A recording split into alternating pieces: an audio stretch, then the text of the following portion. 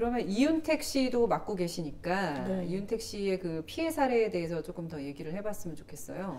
예, 근데 이게 뭐 듣기로는 1980년대부터 네, 시작된 것이다. 예, 그러니까 저희가 고소를 한 시점은 80년대부터는 아니었는데 이 고소와 기자회견을 보고 선배들이 되게 눈시울이 뜨거워하면서 연락을 해서 내가 사실은 1980년대에도 내가 당했다.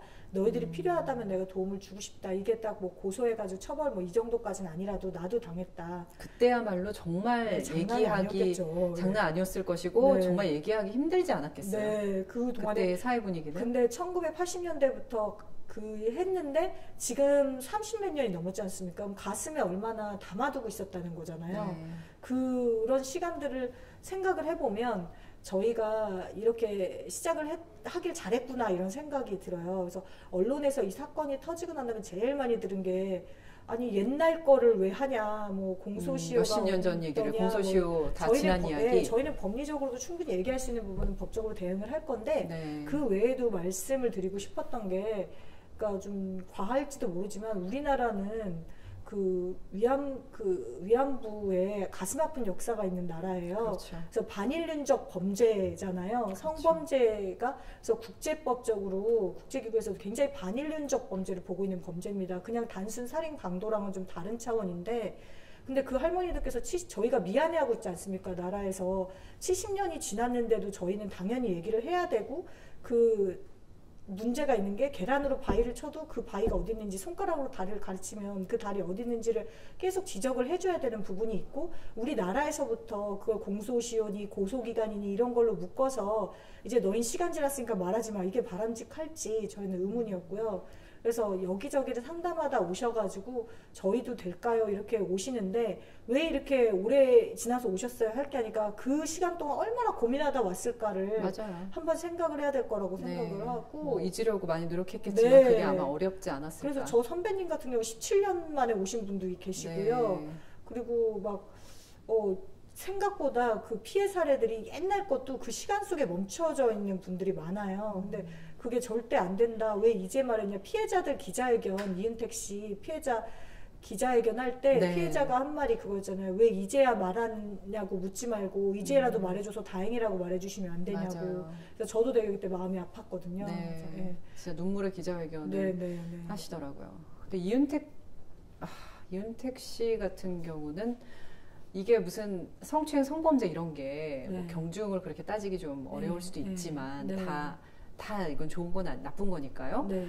근데 이렇게 몇십 년 동안 정말 수많은 여성 네, 피해자들을 네. 이렇게 양산했다는 거는 저는 정말 이건 죄질이 무겁다고 생각하거든요. 네. 그러니까 뭐 안마하는 거는 뭐 일상이었는데 네, 그리고 그 안마가 사람들이 생각하는 그런 언론에도 보도됐지만 단순 저희가 안마가 차마는 아니라 다른 말을 못합니다. 왜냐하면 저희가 일단 맡은 다음에 그 수사기관에서 진술해야 될 부분들이 있고 수사 비밀에 속하는 부분에서 다른 말씀 못 드리는데 언론에 보도된 것만 인용해서 말씀드려도 그 안마를 빙자한 본인의 그런 추행을 그렇게 시킨다든지 성적 욕구를 만족시키는 성적인 안마를 시킨다든지 아니면은 발성 연습을 빙자해서 뭐 여자들의 주요 부위에다가 젓가락을 꽂게 한다든지 그게 발성하고 상관이 있다고 뭐 생각을 그렇게 그 당시에 말을 했다고 피해자들이 그 젓가락을 이용했다는 것은 정말 저는 그건 정말 충격적이더라고요. 네, 피해자 저희 사회 일반에서 굉장히 충격을 받았어요. 저도 그거를 보고 굉장히 충격을 받았었거든요. 네.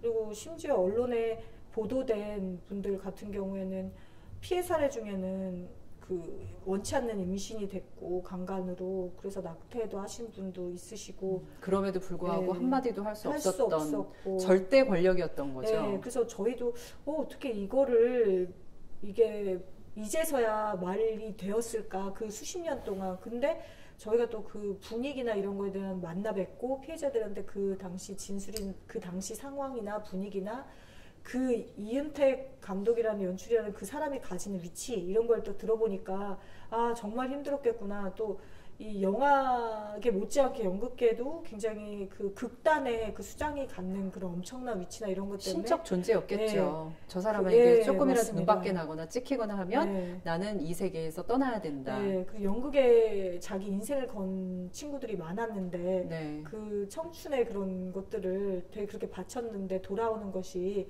그때는 근데 지나고 나서 본인들이 왜 그렇게 살았는지 모르겠다고 후회하시는 그렇죠. 분들도 많고 네. 그래서 좀 마음이 아픈 사건인데 네. 이게 처음에는 뭐 그냥 단순하게 조금씩 시작이 됐었겠지만 네.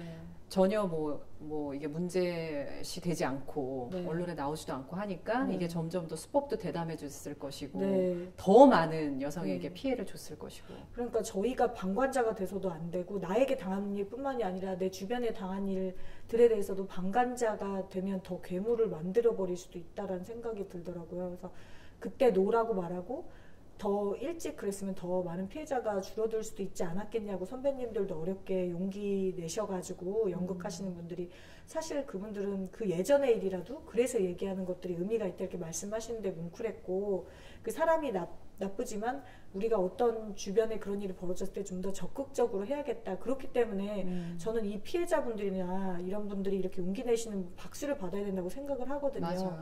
근데 지금 연극, 뮤지컬 이런 관련 사이트에서 연희당 거리패 출신이라는 이유로 채용 안 쓰겠다 뭐 이렇게 얘기를 한대요. 캐스팅에서 제외하겠다. 골치 아파 뭐 이렇게 남자나 얘기하고 여자나 다요? 남자나 여자나 다 안 쓰겠다. 이런 얘기가 굉장히 공공연히 돌고 있다고 해요. 근데 연극이라는 게 인간과 인생에 대해서 용기 있게 진실을 마주대야 하고 이렇게 어렵게 용기 낸 사람들 박수를 쳐줘야지 너네는 그런 추문에 휩싸여서 그런 관계되어 있으니까 다 안 쓸 거야. 이게 2차 피해 아닙니까? 전 진짜 2차 피해라고 생각을 하고요. 네. 사회 일반에서도 격려하고 박수 쳐주고 보듬어줘야 될 부분이라고 생각을 합니다. 맞아요. 네, 그래서 그 부분들도 그래서 기자회견 하신 분들은 그 연희단 거리패의 그걸로 캐스팅을 받아서 일을 해야 되는 분들이 아니었음에도 기자회견 할 때 그 얘기도 많이 하셨거든요. 연희단 거리패 관련해서 후배들이 불이익이 정말 없었으면 좋겠다. 어렵게 용기를 냈는데 혹시라도 후배한테 불이익이 있을까 되게 걱정 많이 하셨거든요. 그래서 되게 유능한 단원들인 것도 맞고 되게 이 일로 오히려 상처를 받았는데 2차 피해가 없도록 그 사회 일반에서 그렇게 너희는 그러면 골치 아프니까 빼버릴 거야. 이거는 좀 이거는 아니지 굉장히 않나. 좀 심각한 문제인데 네, 반드시 진짜 네. 많은 분들이 문제로 네, 인식을 좀 그렇게 하셔야 인식을 될 것 해주셨으면 같아요. 좋겠어요. 그래서 네. 그냥 회사 내에서도 어렵게 여자분이 만약에 직장 내에 그런 거 고백을 했다고 했을 때, 네. 그러니까 슬슬 피하면서 쟤는 골치 아프니까 뭐 이런 식으로 네. 그래서 결국 그 생각하는 거는 피해자가 회사를 떠나게 되는 네, 경우가 그렇게 많잖아요. 예, 이때까지 많아왔고, 근데 네. 이제는 아니라는 거죠. 이제는 그것까지도 우리 사회에서 아니라고 얘기할 수 있어야 된다고 생각을 해요. 그 섬세하게 케어를 해줘야 된다고 생각해요. 그러니까 안정적으로 아 내가 용기를 내길 잘했구나. 그래서 나로 인해서 나도 좋아지고 주변도 좋아지구나 이렇게 생각을 해야지. 내가 얘기하면 나는 이제 직장에서 왕따 당하고 정말 힘들게 살게 되겠구나라고 생각하면 그래서 고백을 못했던 거고 그런 고백을 못했던 걸로 수십 년 동안 가해자들의 나쁜 속성이 그런 행동들이 쌓이게 되는데 일조를 그렇죠. 한 거죠. 그래서 시스템적으로 사회 문화적으로 그런 사람들을 더 격려하고 섬세하게 케어해주는 그런 게 필요하다고 생각이 들어요. 말씀하신 대로 네. 이 폭로만으로 끝나는 게 아니라 네, 맞아요. 저도 이제 네. 그 이후가 많이 걱정이 돼요. 네, 왜냐하면 이게 또 지금 정치권으로까지 번지면서 네. 이 양상이 조금 다르게 가는 분위기도 네, 있고 네. 그래서 처음에 용기 내서 그렇게 폭로하셨던 분들이 네. 혹시나 이게 다른 쪽으로 가면서 관심도 네. 꺼지고 아니면 다른 네. 방향으로 가게 되고 그런 것 때문에 또 피해를 보시지 않을까 굉장히 걱정이 되거든요. 그런 그 아까 말씀하신 연희단 네. 거리패를 쓰지 않겠다. 네. 뭐 이런 2차 피해 같은 또 다른 사례가 있나요? 그러니까 뭐 일단 2차 피해에 대해서도 언론에 되게 보도가 되고 있는데 뭐 그렇게 얘기를 어렵게 용기를 냈는데 신상에 대해서 가족들까지 뭐 이렇게 알아보려고 하는 사람들도 있고 댓글이나 일반적으로 성폭력 사건이 그렇습니다. 알려지게 되면 그렇게 악성 댓글이 달리거나 이른바 신상 털기라고 하잖아요. 네, 네. 그런 게 인터넷에 돌기도 하고 그러더라고요. 직장 내에서 뭐 사내 게시판에 그렇게 한다든지 근데 그런 걸 엄단해야죠. 그래서 저희가 이번에 절대 그걸 좌시하지 않겠다고 저희도 말씀을 드린 게 피해자에 대해서 2차 피해가 발생하지 최소화하면서 우리는 피해자를 지원해서 피해자들이 치유받는 과정을 지원하겠다 이렇게 생각을 하고 있어요. 그래서 저희가 생각을, 그리고 언론에서 2차 피해가 너무너무 심각하다 이런 얘기만 하니까 피해자분들이 아 내가 잃을 것밖에 없는데 용기를 내도 될까? 이거 너무 무서워 이렇게 되는 부분도 있어요. 그런데 예. 실제로 언론에 보도되지 않고 그런 사건에서 피해자들이 2차 피해를 무릅쓰고 어렵게 용기를 내서 도와주세요. 2차 피해를 최소화하고 저를 보호해주세요. 그리고 사건을 해결하고 싶습니다. 이 과정들 속에서 가해자에 대해서 엄벌이 내려지고 그 피해자의 피해를 최소화하고 이런 과정들을, 그리고 고통스러웠던 그 진실을 맞닥뜨리고 아 사회가 그래도 아직 살만하구나, 나쁜 사람은 벌을 받구나, 이런 모습을 보면서 진정으로 치유되는 사례들도 저희는 왕왕 보거든요. 그래서 언론에서도 2차 피해를 우려하는 것은 좋은데 2차 피해를 하면 이렇게 벌을 받는다, 내지는 이런 페널티가 있다, 그리고 이렇게 되는 게 오히려 그 성폭력 범죄를 더 양산하는 지름길이다, 당신이 이렇게 하는 게, 그런 보도 쪽으로 가는 게 좋을 것 같고, 저희는 2차 피해가 심하다 이렇게 피해자는 정말 이런 피해를 입는다 이렇게만 하면 피해자분들이 용기를 내기 더 어렵게 만드는 부분이라고 생각을 합니다. 그래서 그 부분도 저희는 좀 당부를 드리고 싶은 부분이에요. 네. 그러면 그 성추행이나 성폭행이나 이런 성폭력을 당했을 때 사실은 지금까지도 그 신고센터들이 네. 좀 다 있었잖아요. 네. 근데 그 일단은 그 신고센터에 전화하는 것도 용기가 좀 안 나기도 네. 하고, 신고센터에 전화하면 본인이 생각하는 것처럼 그렇게 수사가 뭐 이루어진다든지 하지 않는 경우들이 많이 있었다고 들었어요. 네. PD수첩에서도 네. 그때 뭐 전화를 했더니 뭐 네. 예를 들어 뭐 증거가 있느냐, 뭐 수사하기가 쉽지 않다, 뭐 이런 이야기를 듣는다든지, 그 제대로 운영되지 않고 있었다는 얘기를 들었는데 그 이유가 뭘까요? 신고센터들은 굉장히 많은데요. 네. 일단 그 재정적 지원도 미비하고요. 너무 근로조건도 열악하다 보니까 상담하시는 분들이 굉장히 많이 바뀌기도 하고요. 그리고 정부 차원에서도 적극적인 지원을 한다든지 상담원들에 대한 적극적인 교육이나 관리가 다소 미흡한 것도 사실입니다. 그러다 보니까 피해자들이 진짜 어렵게 용기를 내서 상담을 받거나 이렇게 전화를 하거나 이랬는데 부정적인 말을 들었을 때 PD수첩에서도 그 피해자가 마음이 무너지는 것 같았다고 얘기를 하시더라고요. 내가 더 이상 어떤 방법이 없구나 이런 생각하셨다고 했는데, 저희도 이번 사건이 그 김기덕 감독 사건도 그렇고요, 이은택 연출 사건도 그렇고 그 이전에 다른 사건들도 피해자들이 굉장히 고민하시는 사례들을 많이 봤어요. 너무 옛날 거라서 안 되나? 그리고 그때 안 된다 그래서 용기 못 냈는데 내가 이번엔 용기 내도 되나? 이렇게 고민을 하는 사례들이 많아서, 그렇죠. 그래서 저희가 각자 생업에 종사하는 다른 변호사들이 이번에 뜻을 모았어요. 우리가 이걸 보고 두고 볼 거냐. 그래서 그런 사건들을 많이 하신 이명숙 변호사님이라고 계신데, 네, 그분을 네. 그 필두로 해서 이제 여자 변호사, 남자 변호사들이 다 뜻을 합쳐서 여성아동 인권센터를 만들었습니다. 네. 그래서 저희가 생업에 평소엔 종사하고 있다가 이런 피해자들이 고민하고 두드렸을 때 우리가 전문가로서 지원을 해주겠다 이러면서 그 센터를 통해서 지금 김기덕 감독 사건이랑 이은택 감독 사건을 지원하고 있고요.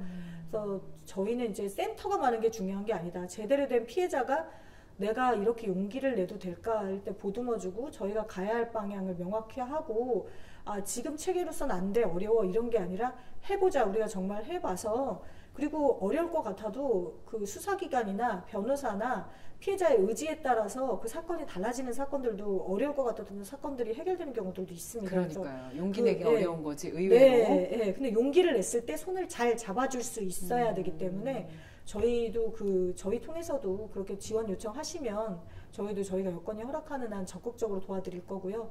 그리고 국가적 차원에서도 센터 하나 더 만드는 게 중요한 게 아니라 지금 있는 센터들을 잘 관리해 주셨으면 좋겠고, 성폭력 상담소는 우리나라에 30년 정도 된 그런 기관이거든요. 네. 그런 성폭력 관련해서는 되게 권위를 가지고 있는 네. 되게 우수한 그런 기관 중에 하나인데, 지금 미투 사건이 일어나서 업무가 마비될 정도라고 해요. 하루에 20시간 풀로 돌려도 상담 사례들이 되게 많이 오고 하는데, 오히려 그런 단체 재정 지원이나 이런 지원들은 또 열악하다고 들었어요. 그래서 저도 보면서 그렇게 센터 하나 더 늘리고 여가부 산하에 만들고 이게 중요한 게 아니라 지금 있는 단체를 어떻게 운영의 묘를 살리는지 그런 것을 좀 더 국가적으로도 고민을 해봐야 되고, 피해자들이 이렇게 연락 왔을 때 좀 매뉴얼을 만들어서 어렵습니다, 안 됩니다, 뭐 이런 식으로 딱 잘라서 하는 게 아니라 좀 더 심도 깊게 같이 고민해보고 이럴 수 있는